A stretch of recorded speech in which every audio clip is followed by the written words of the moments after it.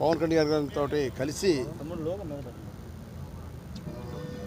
విషయాలు మాట్లాడడం జరిగింది. ముఖ్యంగా రేపు మా కాన్స్టిట్యున్సీలో కార్యకర్తలు, వైఎస్ఆర్సీపీ నాయకులు, కార్యకర్తలు ముఖ్య సమావేశాన్ని ఏర్పాటు చేశాం. ఆ సమావేశంలో మరి వారికి కూడా నా యొక్క అభిప్రాయాన్ని వారికి కూడా తెలియజేసి నేను అక్కడే వారందరి సమక్షంలోనే వైఎస్ఆర్ పార్టీకి రాజీనామా చేస్తున్నాను.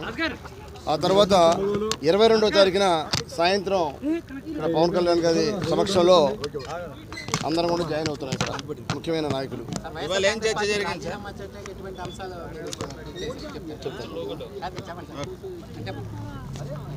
ముఖ్యంగా నేను వైఎస్ఆర్ పార్టీ ఆవిర్భవించిన తర్వాత రాజశేఖర రెడ్డి గారిని చూసి, రాజశేఖర రెడ్డి గారి కుమారుడిగా జగన్మోహన్ రెడ్డి గారు ఇబ్బందుల్లో ఉన్నాడు. రాజశేఖర రెడ్డి గారి వల్ల నేను ఒక ఎమ్మెల్యే అయ్యాను 1999లో. ఆయన రాజకీయంగా నాకు అనేక రకాలుగా నాకు అవకాశాలు కల్పించారు. ఆయన పిసిసి అధ్యక్షుడిగా ఉన్నప్పుడు నన్ను పిసిసి కార్యదర్శిగా చేశారు. యువజన కాంగ్రెస్లో పనిచేసినప్పుడు కూడా నాకు అనేక సార్లుగా నాకు ప్రోత్సాహాన్ని ఇచ్చారు. ఆ తర్వాత 99లో మొదటిసారిగా నాకు మా జిల్లాలో ముఖ్యమైన నాయకులు ఇవ్వద్దన్నా కూడా టికెట్ని నాకు ఆయన తప్పకుండా గెలుస్తాడు ఉదయభాన్ అని చెప్పి ధైర్యంగా నాకు ఆయన టికెట్ ఇచ్చాడు.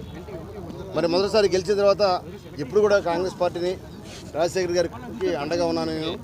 ఆ తర్వాత వారు చనిపోయిన తర్వాత మరి వారి కుమారుడు జగన్మోహన్ రెడ్డి గారు పార్టీ పెట్టగానే 2011లో పార్టీ పెట్టగానే మరి ఈ రోజు వరకు అంటే సుమారుగా 12 సంవత్సరాల పాటు వైఎస్ఆర్ పార్టీకి అన్ని రకాల సేవలు అందించాను. జిల్లా అధ్యక్షుడిగా పనిచేశాను. మరి 3 సార్లు ఎమ్మెల్యేగా చేసినప్పుడు కూడా మరి ఆయన యొక్క అవకాశాలు వచ్చినప్పుడు కూడా అవకాశాలు నాకు రాజకీయంగా మరి నాకు ఎటువంటి అవకాశాన్ని ఇవ్వలేకపోవడం వల్ల కానీ, అలానే 5 సంవత్సరాలు ముఖ్యమంత్రిగా ఉన్నప్పుడు కూడా అనేక రకాల మా నియోజకవర్గ సంబంధించిన అభివృద్ధి కార్యక్రమాలకి మరి ప్రోత్సాహాన్ని ఇవ్వమంటే దానికి కూడా ఆయన సరిగా స్పందించకపోవటం, అనేక రకాలుగా ప్రజలకి నేను ఇచ్చిన వాగ్దానాల్ని నెరవేర్చాలని చెప్పి అనేక రకాలుగా నేను ప్రయత్నం చేశాను. ప్రభుత్వంలో అధికారం ఉండగా జగన్మోహన్ రెడ్డి గారు ఎప్పుడు కూడా మరి వాటి మీద దృష్టి పెట్టలేదు. అనేక రకాల అపరిష్కృతంగా ఉన్న పనుల గురించి అడిగాను. కాబట్టి ఇవన్నీ కూడా నాలో నిరుత్సాహాన్ని కలిగించింది.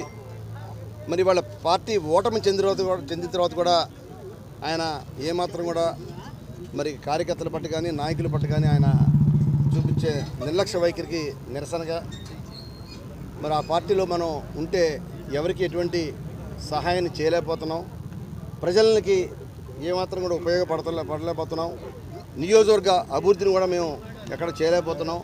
కాబట్టి ఇవన్నీ దృష్టిలో పెట్టుకొని మరి మా కార్యకర్తలు కూడా తెలియజేసి, నా యొక్క అభిప్రాయాన్ని కూడా వారికి కూడా తెలియజేసి నేను రేపు రాజీనామా ఇచ్చిన తర్వాత 22వ తారీఖున జనసేన పార్టీలో చేరడానికి నిర్ణయించుకున్నాను.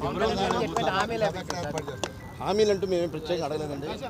పార్టీలో వైఎస్ఆర్సీపీ నుంచి రాజీనామా చేద్దాం అనుకున్నాను. రాజీనామా చేసిన తర్వాత మరి మొట్టమొదటి కూడా నేను కాంగ్రెస్ పార్టీ, వైఎస్ఆర్ పార్టీ అంటే కాంగ్రెసే వైఎస్ఆర్ పార్టీ ఆ రోజు ఈ స్టేట్లో ఉంది కాబట్టి మరి వైఎస్ఆర్ పార్టీకి వచ్చిన తర్వాత మొదటిసారిగా నేను పార్టీకి రాజీనామా చేస్తున్నాను.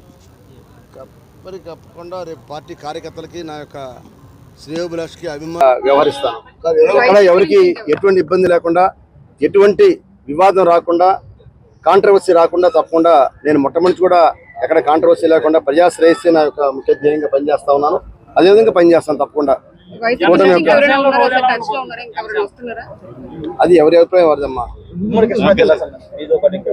లేదు, నాతో పాటు మన బాలినేని మాజీ మంత్రి బాలినేని గారు కూడా వస్తున్నారని తెలిసింది.